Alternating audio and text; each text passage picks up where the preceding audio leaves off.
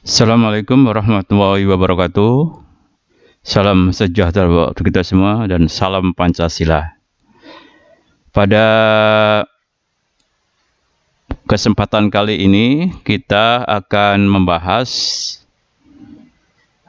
permasalahan mengawal Pancasila pada beberapa topik pengawalan Pancasila ini ada 3 seri ya. Maka seri pertama kita akan membahas tentang mengawal Pancasila.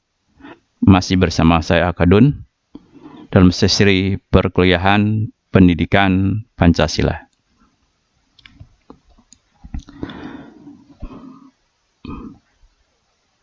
Model pengawalan Pancasila. Meskipun Pancasila sudah dijadikan sebagai sumber dari segala sumber hukum, sebagai dasar negara, sebagai ideologi negara, dan sebagai pandang hidup bangsa, tetapi tidak ada jaminan bahwa Pancasila diamalkan dalam kehidupan berbangsa bernegara maupun dalam kehidupan sehari-hari. Pada kenyataannya yang fakta-fakta menunjukkan hal-hal yang bertentangan dengan kedudukan Pancasila seperti itu. Misalnya masih maraknya KKN ya, beberapa waktu yang lalu, beberapa minggu yang lalu mengatakan bahwa ketua KPK mengatakan bahwa terindikasi beberapa bupati dan atau kepala daerah ya, baik bupati wakil bupati maupun wali kota, wakil wali kota ataupun gubernur wakil gubernur berapa hampir sebagian besarnya itu terindikasi KKN. Ya, sinyal yang sangat jelek bagi kehidupan berbangsa bernegara di kita itu karena ternyata KKN itu masih merajalela. Seperti kita ketahui mengapa KKN itu masih merajalela di kepala daerah gitu, karena ternyata kalau kita amati gitu ya, untuk menjadi seorang kepala daerah itu membutuhkan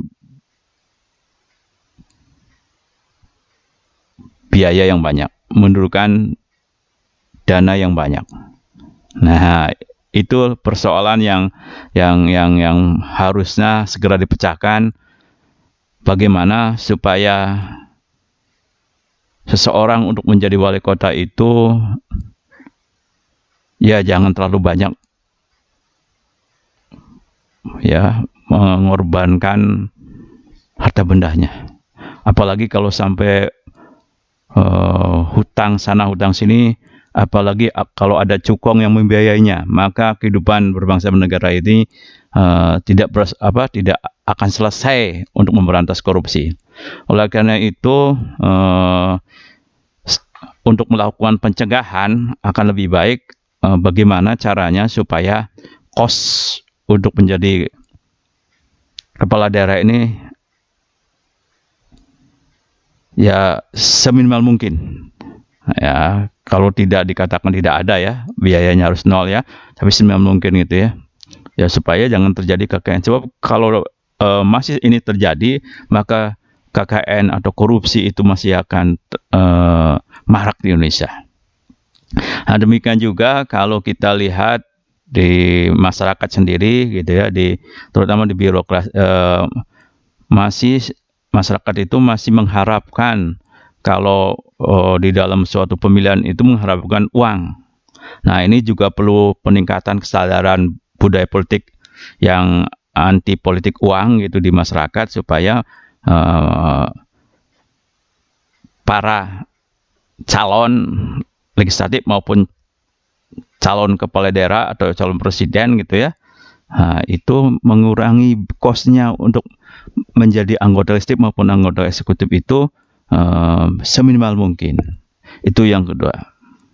Ya, jadi ada tindakan bagaimana supaya mengurangi kos dari sistematik ya, dari secara kelembagaan, dari legalitas atau peraturan perundang-undangan, tapi juga ada dari masyarakat. Nah, yang selanjutnya adalah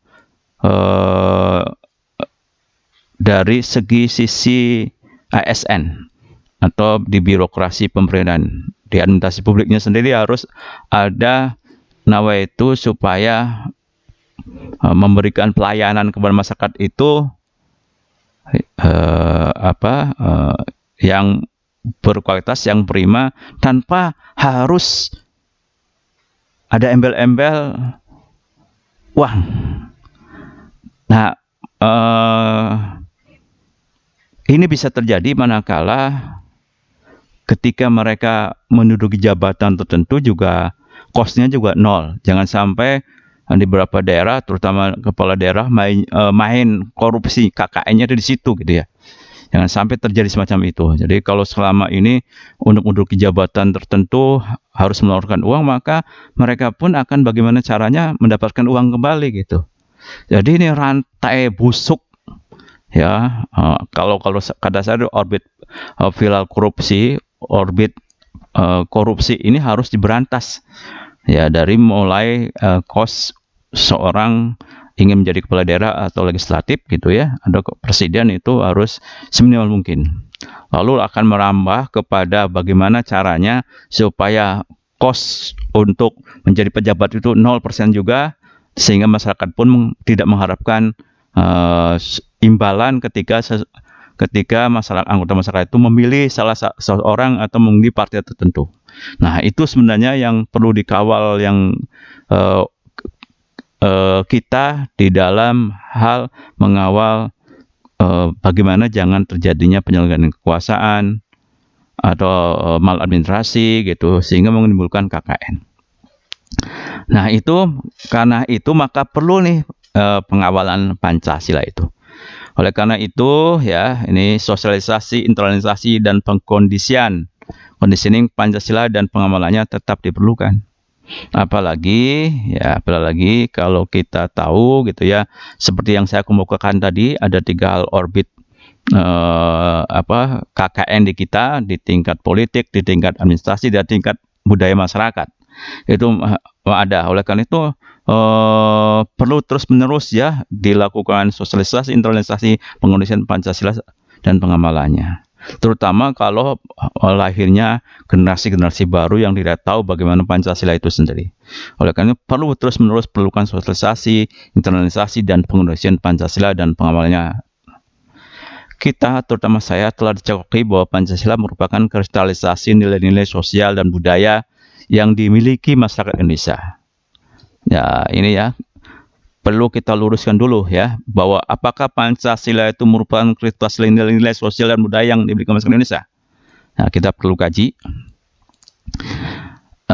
kristalisasi nilai-nilai budaya bangsa Indonesia. Pertanyaan pertama, apa benar Pancasila itu merupakan kristalisasi nilai-nilai budaya yang bersumber dari masyarakat Indonesia asli? Mari kita bedah satu persatu nilai-nilai yang ada di dalam sila-sila Pancasila. Sila ketuhanan yang Maha Esa memang bersumber dari nilai-nilai keagamaan atau religius magis. Ya, bahwa bangsa Indonesia itu percaya akan nilai-nilai spiritual, nilai bahwa kehidupannya itu sangat dipengaruhi oleh sesuatu di luar dirinya, sesuatu yang sifatnya magis yang mempengaruhi kehidupan. Nah, inilah awal mula dari sila ketuhanan yang Maha Esa. Nilai ini memang benar bersumber dari nilai-nilai budaya masyarakat Indonesia. Religius magis merupakan suatu keyakinan masyarakat Indonesia bahwa ada kekuatan gaib yang mempengaruhi dan menentukan kehidupan manusia di dunia. Kekuatan gaib itu bisa roh nenek moyang, ya, yang namanya kepercayaan animisme, benda-benda alam yang namanya kepercayaan dinamisme, atau dinamakan Tuhan seperti Yahudi, Kristen, dan Islam, Hindu, Buddha gitu ya. Kalau orang Islam mengatakannya ya Tuhan itu Allah gitu kan ya, itu ada. Jadi mereka orang Islam, orang penganut kepercayaan itu mengakui bahwa ada sesuatu yang di luar sana gitu ya, yang kekuatan gaib yang mempengaruhi kita semua. Lalu bagaimana kalau sila kemanusiaan adil dan beradab? Nah, sila kemanusiaan beradab ternyata bukan bersumber dari nilai-nilai masyarakat dan budaya asli Indonesia. Ya, seperti kita ketahui bahwa internasionalisme, penghargaan kepada HAM itu berasal dari sepanjang dari apa yang saya ketahui itu dimulai dari Inggris sampai akhirnya ke Amerika Serikat, termasuk berujung kepada konvensi HAM. Nah, ini kita kan dari awal kita harus pahami bahwa HAM itu yang menjadi dasar sila kedua kemanusiaan yang beradab itu berasal dari bagaimana perjuangan kaum bangsawan meminta hak-haknya itu, walaupun akhirnya juga hak-haknya istimewa juga, hak berprivilege dari raja. Pada waktu itu sekitar tahun awal abad ke-13 gitu ya, semua kekuasaan itu berada di tangan raja. Oleh karena itu, pada waktu itu ada suatu sedikit perlawanan dari kaum bangsawan yang meminta haknya, yang terkenal dengan piagamnya Magna Carta. Namun ini hanya berlaku bagi bagi para bangsawan haknya itu. Tapi itu suatu kemajuan bagi sejarah manusia di dunia ini, bahwa raja itu tidak mutlak gitu ya kekuasaannya. Nah, sampai akhirnya kita tahu ada revolusi Perancis, ada revolusi Amerika yang akhirnya mewujud kepada konvensi HAM. Nah, itu jadi kita memang kalau persoalan nilai-nilai sila kedua ini berasal dari luar negeri, itu harus akui kita. Karena pada waktu itu juga di Indonesia pun dalam kerajaannya, ya, kerajaan yang sama, raja itu mutlak juga gitu. Nah, itu jadi nilai-nilai itu berasal dari luar dan kita adopsi gitu ya, kita akulturasi gitu ya. Di samping memang sejarah kita juga menunjukkan bagaimana kolonialisme atau penjajahan di Indonesia, ya, mulai dari kolonialisme yang diawali dengan kerajaan Belanda melalui kongsi dagangnya gitu ya, melalui kongsi dagangnya di Indonesia sampai berujung pada 1799 itu, ya, dengan adanya pemerintahan Hindia Timur di Indonesia itu ya, di Nusantara ini.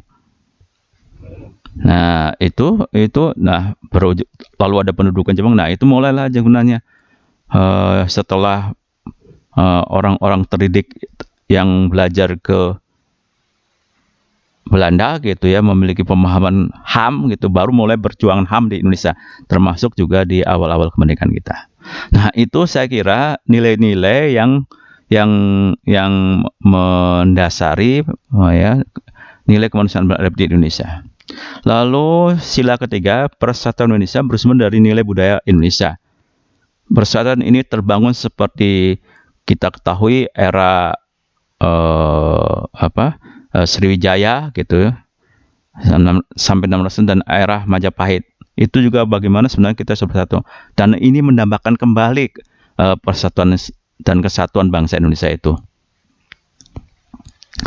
Nilai selanjutnya adalah nilai sila keempat, yaitu kerakyatan yang dipimpin oleh hikmat dalam kebijaksanaan dalam permusyawaratan perwakilan, di mana sila ini juga bersumber dari nilai dunia, yaitu kedaulatan rakyat atau demokrasi.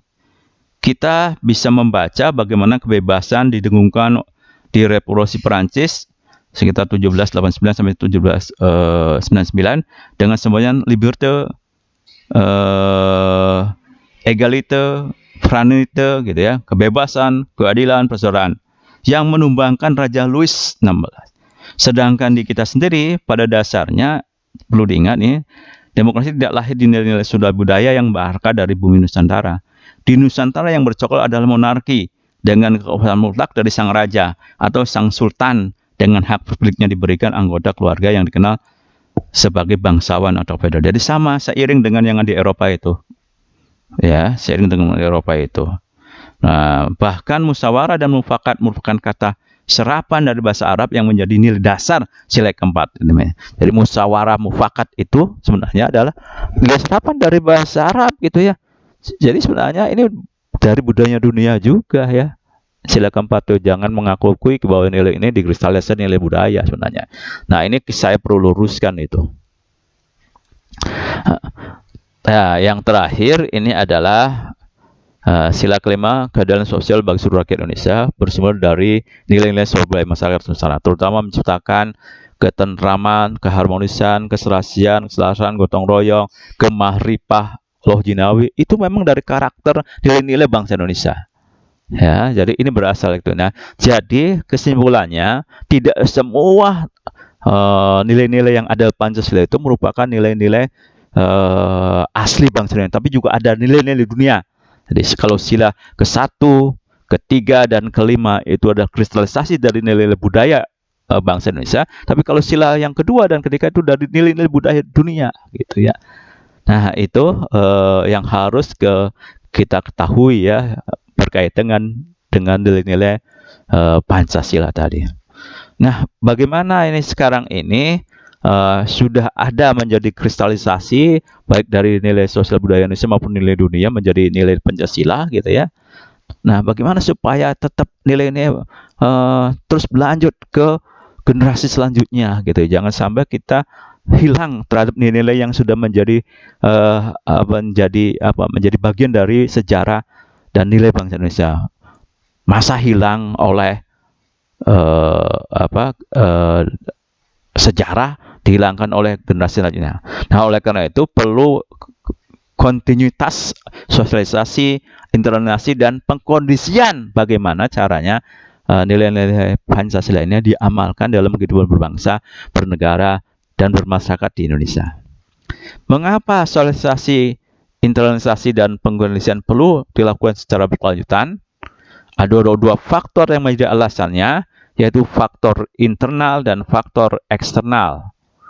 Secara internal, signifikansi sosialisasi, internalisasi, dan pengkondisian Pancasila karena pertama, pasang surutnya bangsa manusia Indonesia dalam bersikap dan bertindak berdasarkan Pancasila. Seperti kita ketahui ya bahwa Pancasila itu terdiri dari nilai-nilai. Yang namanya nilai-nilai moral gitu ya, normal gitu, kadang-kadang itu ada di dalam kawasan sikap. Nah, sikap ini dimanapun juga manusia itu kena pasang surut.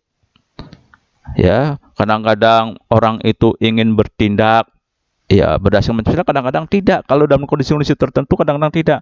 Kalau merasa dirinya kekurangan, terancam, kadang-kadang apapun dilawan, nilai-nilai pun hilang semua. Ya, ini makanya kita kan terkenal di Indonesia itu dari Sunan Kalijaga itu mengarang sebuah lagu dengan nama Tumbuh Hati kan. Nah, saya kira mengapa perlu tumbuh hati gitu ya? Yang ada 5 itu ya.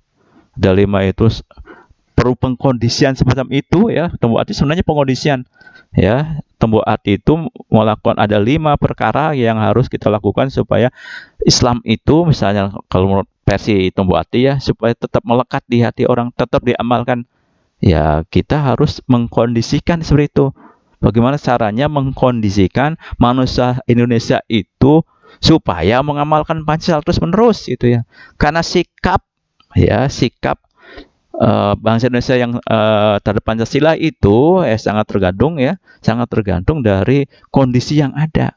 Nah, bagaimana caranya terus-menerus mengkondisikan Pancasila diamalkan? Perlu terus-menerus diadakan sosialisasi, internalisasi, dan pengkondisian. Kedua, pergantian manusia Indonesia, tumbuhnya manusia baru dan meluncurnya manusia lama sebagai siklus suatu kehidupan. Jadi yang pertama kali yang menemukan Pancasila, yang pertama kali memperjuangkan Pancasila, mengamalkan Pancasila, akhirnya harus kalah oleh hukum alam yaitu meninggal. Ada juga yang lahir baru manusia. Nah, lahir baru kan tidak tahu apa-apa. Makanya perlu disosialisasikan, diinternalisasikan, dikondisikan supaya tetap mengamalkan Pancasila, supaya tetap mengakui Pancasila sebagai sesuatu nilai, suatu norma gitu, suatu moral yang harus dijalankan di Indonesia.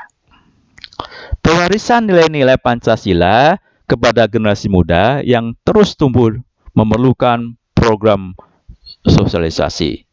Pemantapan pengamalan Pancasila secara individual dan sistemik perlu pengkondisian terutama melalui inovasi perilaku dan regulasi yang memaksa. Jadi ini sangat penting sekali setelah sistemik itu untuk inovasi perilaku dan regulasi yang memaksa supaya orang-orang itu mengamalkan Pancasila, supaya orang-orang itu baik di masyarakat, di birokrasi maupun pejabat publik itu mengamalkan Pancasila, maka perlu inovasi perilaku dan regulasi yang memaksa. Nah, ini yang sangat-sangat penting sekali yang diperlukan. Nah, regulasi yang memaksa inilah yang harusnya secara sistemik ini. Karena ketika Pancasila hanya menjadi nilai, jadi moral gitu, tidak menjadi norma hukum yang memaksa, sangat sulit kita melakukan pengkondisian. Ya, pengkondisian diperlukan ketika ada regulasi yang memaksa, ada norma hukum yang memaksa setiap pejabat publik, setiap ASN, setiap anggota masyarakat melakukan, menjalankan nilai-nilai Pancasila. Ketiga, semakin sempitnya pemahaman terhadap nilai-nilai Pancasila dan lunturnya penghargaan terhadap keanekaragaman. Baru-baru ini Pancasila itu dikalahkan oleh pemaham nilai-nilai yang lain. Walaupun ini masih debatable, tapi bagaimanapun juga ini Pancasila itu suatu kesepakatan bersama. Kalau orang Islam menyatakan bahwa lebih penting mengamalkan agama, ya, atau Pancasila itu jangan di atas agama, sebenarnya jangan dipertentangkan semacam itu ya. Karena pada dasarnya kalau menurut saya pun nilai-nilai Pancasila itu adalah nilai-nilai agama juga. Misalnya sila ketuhanan yang Maha Esa, ya itu kan tauhid. Ya, mengenai berkaitan dengan tauhid itu kan, ketuhanan yang Maha Esa kan tauhid. Tuhan itu hanya Esa, satu gitu kan, tauhid juga kan namanya. Lalu kemanusiaan yang adil beradab, ya sama kan, humanisme Islam itu sama dengan pemberian penghargaan ke manusia. Allah ini sudah menghargai manusia menjadi khalifah, pemimpin dunia. Setiap manusia diangkat oleh Allah menjadi pemimpin dunia, menjadi khalifah Allah di muka bumi, menjadi wakil Allah di muka bumi. Itu kan suatu penghargaan yang paling tinggi dari umat, dari Allah, dari Tuhan kepada umat manusia. Apa lagi itu? Berarti kan itu yang mulai. Jadi apalagi hak hidup gitu ya. Itu sudah diberikan, itu include di dalamnya adalah penghargaan ke hak asasi manusia itu. Lalu ada persatuan Indonesia. Itu dalam konsep Islam kan ada ukhuwah Islamiyah. Ya, persatuan Indonesia sama ukhuwah Islamiyah, atau sekarang itu dikembangkan oleh orang NU ukhuwah watoniyah gitu kan gitu. Jadi jangan dipertentangkan tapi menjadikan suatu amalan gitu ya. Pancasila itu merupakan budaya Islam yang diterapkan di Indonesia. Itu harusnya ke arahnya. Lalu juga sila keempat, apalagi sila keempat yang sudah saya kemukakan gitu ya. Inti dasarnya kan sila keempat itu adalah tadi musyawarah untuk mufakat. Nah, itu bahasa juga bahasa Arab gitu ya. Pernah dipraktekkan di dalam model pemerintahan di Madinah ya, model pemerintahan yang dilakukan oleh Nabi gitu, musyawarah mufakat gitu ya. Allah khulafaur rasyidin, baik mulai dari Abu Bakar, Umar bin Khattab, Utsman bin Affan, Ali bin Thalib, itu selalu mengedepankan musyawarah mufakat, bukan demokrasi sebenarnya gitu ya. Lalu setelah kelima, keadilan sosial bagi seluruh Indonesia, ya baldatun thayyibatun wa warfun ghafur. Itu konsep agama juga sebenarnya ya. Jadi jangan sekali-kali menerapkan. Oleh karena itu, istihad saya itu mengatakan gitu bahwa yang namanya Pancasila itu adalah budaya Islam yang diterapkan di Indonesia gitu ya.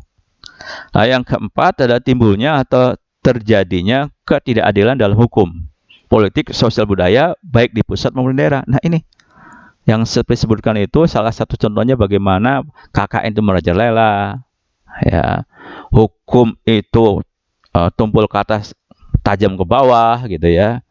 Nah, itu saya kira menggambarkan ketidakkonsistenan para pejabat, para birokrasi pemerintahan ini, para anggota birokrasi atau ASN gitu Pak, dan anggota masyarakat sendiri gitu ya, tidak mengamalkan Pancasila. Kelima, perkembangan dan perubahan teknologi dan tuntutan bermasyarakat. Nah, ternyata gitu ya, makanya yang namanya kita pernah membahas tentang bahwa yang namanya Pancasila itu ideologi terbuka. Nah, ketika ada perubahan teknologi, tuntutan budaya masyarakat, maka perlu lagi interpretasi terhadap nilai-nilai Pancasila ketika dilakukan di dalam kehidupan yang sudah berkembang ini gitu. Ketika kita dihadap Pancasila itu, nilai Pancasila dihadapkan kepada perubahan masyarakat yang begitu cepat, maka perlu interpretasi yang sangat diperlukan. Dan kalau terjadi interpretasi baru, maka perlu disosialisasikan kembali, perlu diinternalisasikan kembali, dan perlu pengkondisian kembali tentang bagaimana mengamalkan Pancasila gitu. Bagaimana kita mengawal Pancasila tersebut. Nah, itu makanya sangat pentingnya kita terus-menerus dilakukan sosialisasi, internalisasi, dan pengkondisian. Kalau ada pihak-pihak yang mengatakan cukup berhenti sosialisasi, internalisasi, dan pengkondisian, nah itu berarti orang tersebut sama dengan mau membubarkan Indonesia. Karena kan kita tahu bahwa pernyataan proklamasi itu yang tertulis secara lengkap itu kan ada di pembukaan Undang-Undang Dasar tahun 45. Ya, kalau kita yang intinya ya, intisarinya itu pokok-pokok pikirannya adalah Pancasila.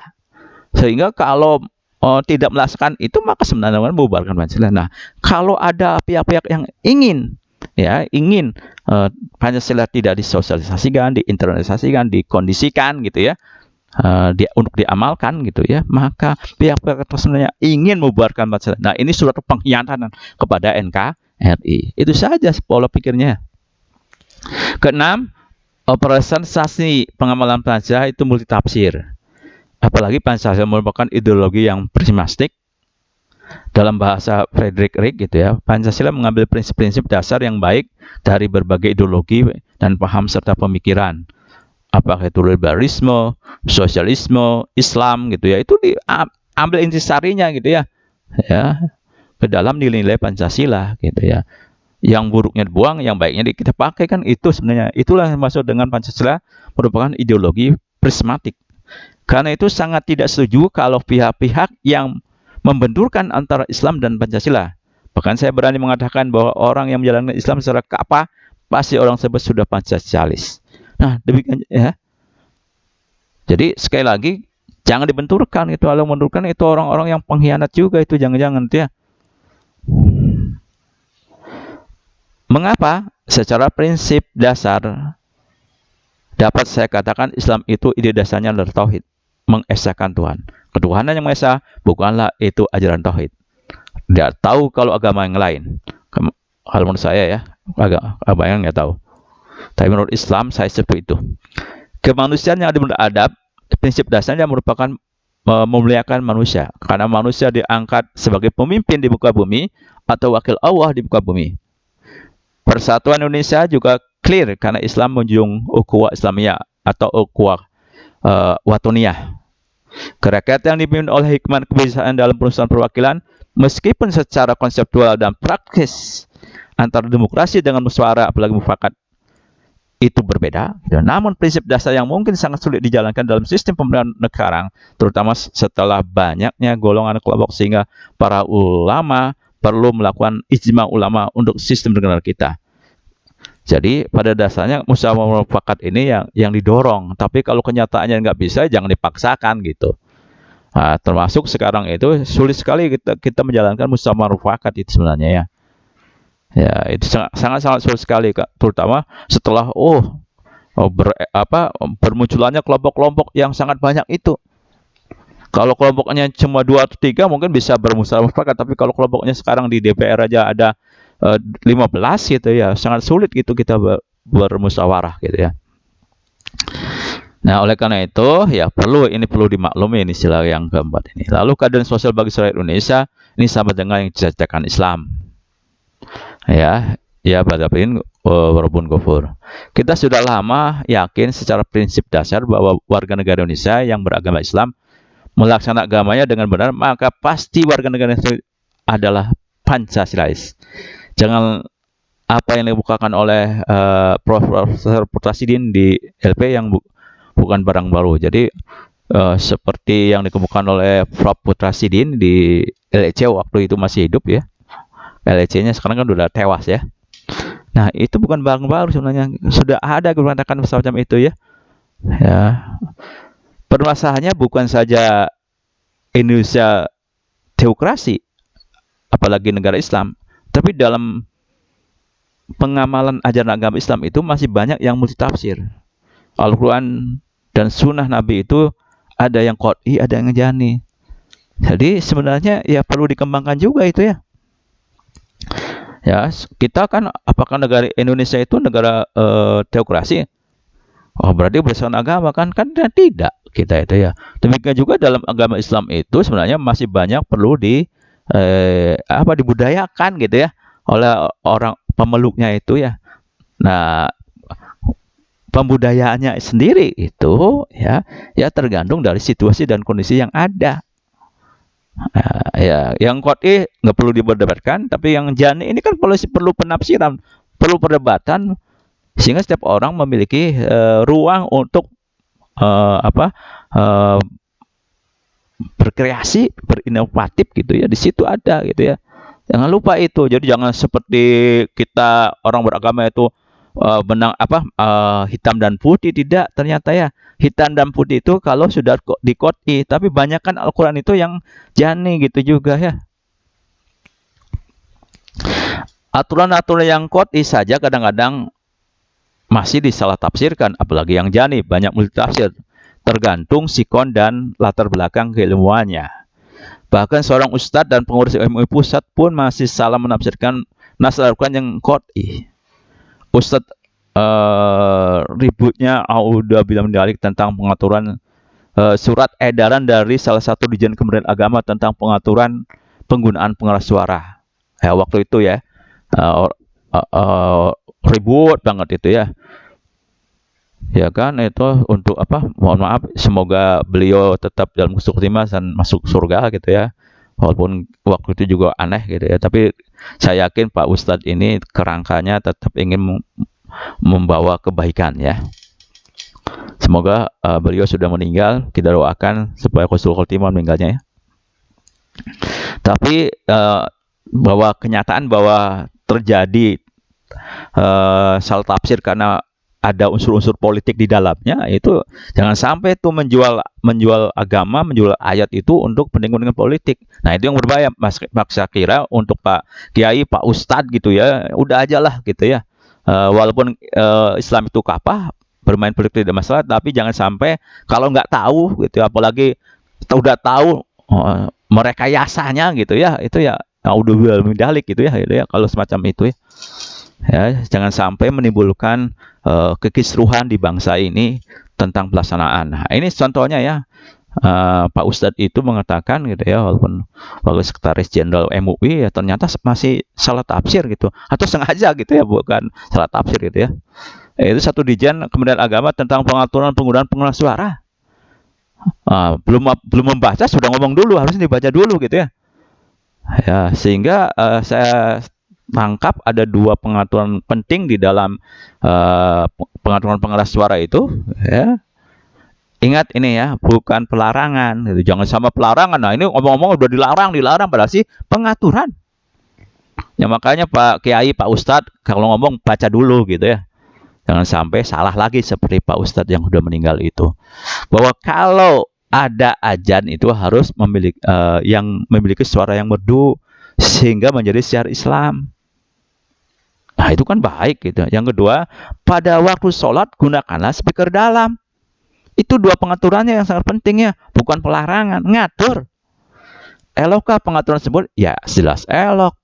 Apalagi yang kedua, menjalankan perintah Allah. Dalam Al-Quran, Allah memerintahkan agar imam dalam sholat berjamaah dalam membaca surat-surat Al-Quran itu cukup kedengaran oleh makmumnya.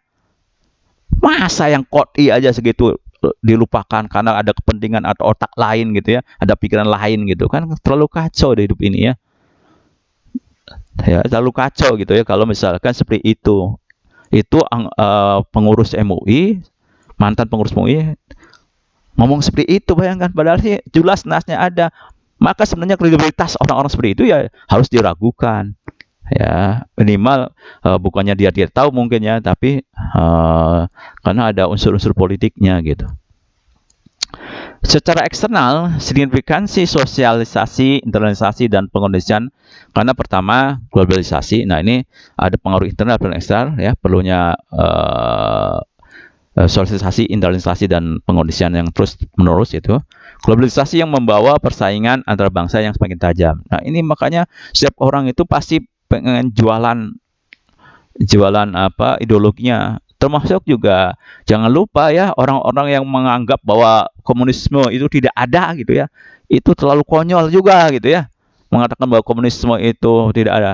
Tapi terlalu konyol juga bahwa apa namanya itu kita itu trauma gitu ya, terlalu apa ya, terlalu berlebihan gitu bahwa yang namanya komunisme itu akan berkembang dengan baik gitu ya. Kita harus waspada saja. Itu yang penting, waspada bahwa komunisme pasti ada gitu, karena pasti ada penganutnya, komunisme itu pasti ada pembelanya gitu ya, yang masih penasaran atau minimal penunggang gelap lah gitu ya, yang ingin mendapatkan uang dari ideologi yang ada gitu. Itu ya, jadi penyandang dana yang ada gitu ya. Yang kedua, kuatnya pengaruh budaya asing dan kurangnya serana teknologi industri dalam perumusan kebijakan negara. Nah, ini ya, pengaruh budaya asing dan kurangnya serana teknologi industri dalam perumusan kebijakan negara. Gimana caranya ini yang terjadi ya? Makanya perlu itu sosialisasi dan internalisasi dan pengkondisian itu.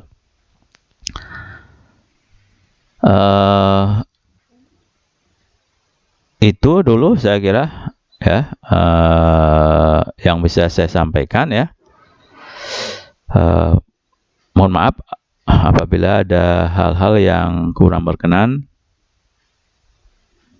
Terima kasih atas perhatiannya. Assalamualaikum warahmatullahi wabarakatuh.